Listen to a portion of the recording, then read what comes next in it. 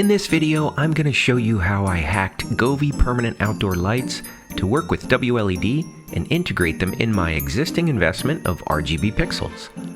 I'll also show a creative way for HOA dwellers to hang GOVEE lights so they can easily be taken down after the holidays. Last year was my first time using WLED and my house looked great. If you're not familiar with WLED, it's an open source program that runs on an inexpensive Arduino computer that you configure from a web browser or a free smartphone app. I outlined the house and garden with C9 bulbs that were individually addressable RGB pixels, and I used bullet pixels in an evergreen tree and a wreath hanging on the house. But when I took them down, I realized an important limitation with the C9 lights. Unless they're installed pointing up, they collect water and freeze. This year, GOVEE sent me some of their permanent outdoor lights to use in a review video. The GOVEE app has similar functionality to WLED, but it only works with GOVEE lights.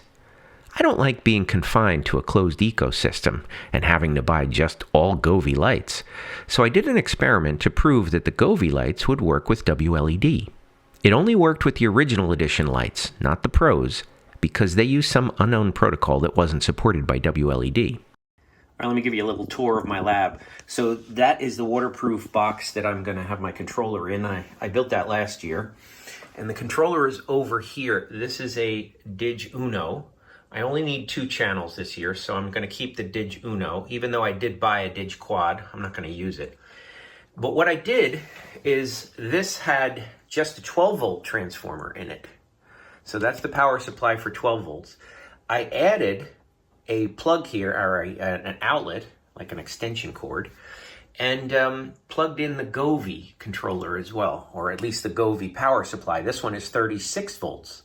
So what I have is on channel number 1, I put that at 36 volts, okay? And that's a reminder for me that that one is 36 volts. The other one is just the 12 volts. So the 36 volts follows along and connects to these GOVEE outdoor lights. And those are, I'm going to use probably 4.5 strings about. So I have 5 strings hooked up just for a burn-in test. But the interesting thing is that's going to be my roof line. And then I need this. This is my wreath. It's going to be over the garage. Well, I didn't want to run another line up there. So what I figured out how to do is I put a buck converter in this little waterproof box here. And that converts from 36 to 12 volts. And it also has a signal booster in there as well. And so that way, I know I'm not going to have any signal problems with the fact that this is far from the end of the string. All right, channel 2 comes off of the DigUno, and it has the 12 volts on it.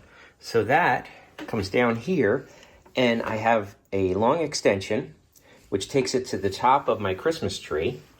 And then there are 3 strings of pixels that are going to be on that Christmas tree in the corner of the garden. And then from there, it comes over to, here is a Falcon F-amp. So this is a signal booster, because whenever there's a gap with these, they're not strong enough to push the signal to the next string. So, especially through an extension. So that extension comes over into this box here, and you can see that's where I've got the C9 bulbs that I had on the ground from last year. I'm just going to use those again, but I'm not going to be putting the C9s on the roof. All right, this is in here, and it went pretty well, not a problem. I mean, it all fits, let's put it that way. Because it's cold outside in New Jersey, I don't expect it to be any kind of overheating problems or anything like that, but we'll see. Okay, so what I have here is I have my 2 inputs, or I should say my 2 outputs, my 2 channels. These come off the DigUno. And channel number 1 is the one that's labeled for 36 volts. And the way this works is, I mean, channel 2 is easy. Channel 2 is right here. This one comes right off the DigUno. Okay, the ground is the black. The plus 12 volts is the red wire, and the yellow wire is the, obviously it's the signal wire. So that comes off of there. The other signal wire, which is actually on LED 1, goes to this other channel here. So that's the one that's getting the 36 volts from the GOVEE power supply. All right, that's these 2 red wires here. The white wire coming off the power supply is also the ground. I put that into a big Wago connector with all the grounds. And the reason for that is that I have 2 different voltage power supplies here. And you can do that, that's not a problem, but you need to tie the grounds together in order for the signal wire here to actually be effective. Otherwise, if that was an open ground, or if it was only connected to the other ground, it wouldn't work. You have to tie them together because that's the one that the DigUno is on. All right, hopefully that makes sense. If it doesn't, you could leave me a question below. And you know, here for the power, all I did was I kind of stripped like the middle of the wire and wrapped it around the screw. And then I brought the end of it into this plug right here. So you can see here, it's just a 120 volt plug. And I didn't even bother with the ground because it's not a grounded plug. This just has the black and the white come into here and it connects here, which it works. So that's fine. And then the only other thing I have to do is take the ESP32 and put it on the board and close it up. It should be ready to go. I live in an HOA community that doesn't allow permanent holiday lights, so I needed a way to hang them temporarily that would leave no damage. So these strips are actually vinyl. They're made for vinyl siding, actually to go underneath a window, you know, wherever your vinyl siding butts up against the window. But anyway, they have this nice little loop here that works very well to hold on to the wire. And that way I don't have to use the glue strip. I can just use these things, a friction fit underneath the soffit there, that aluminum trim. So I want to start on the peak first, but I don't know exactly where that is. So that's why I put this one here, and that'll help me gauge it. Luckily, I've only got one peak, and I'm not afraid of heights. I figured out which light would be at the peak and worked my way down on both sides. My little clips worked great, but the peak light kept moving as I worked. To solve that problem, I cut 2 15-inch pieces of that vinyl trim so that all 3 lights would stay put at the top of the peak as I worked. It's very challenging to do this one-handed while holding onto the ladder, so definitely pre-install these clips if you do something like this.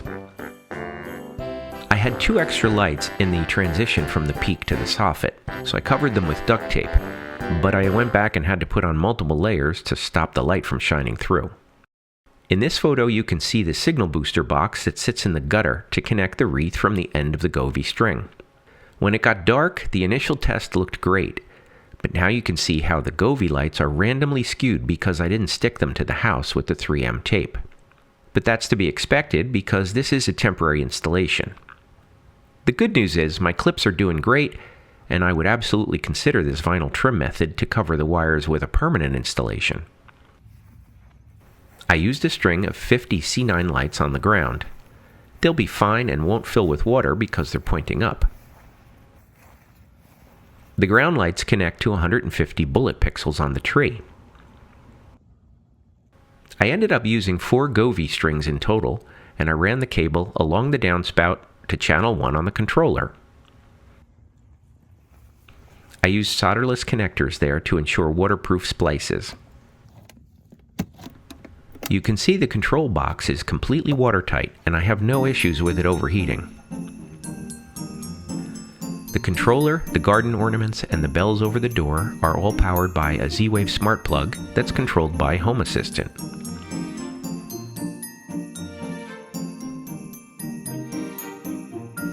So what do you think of my 2023 hybrid holiday display? Please leave me a comment with your thoughts.